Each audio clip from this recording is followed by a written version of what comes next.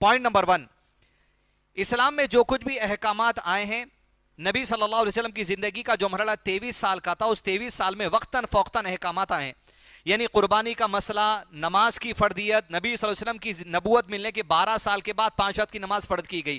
اس طرح جو دیگر احکامات ہیں وقتاً فوقتاً 23 سال میں آتے گئے. رمضان کے روزے کب فرض کیے گئے؟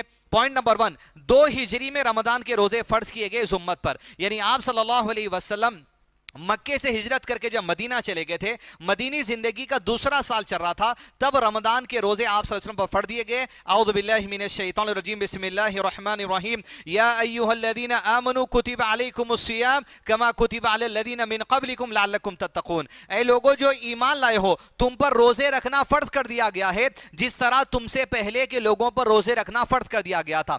یہ آیت نازل ہونے کے بعد رمضان کے روزے فرض کر دیے گئے. فرض کب کیے گئے؟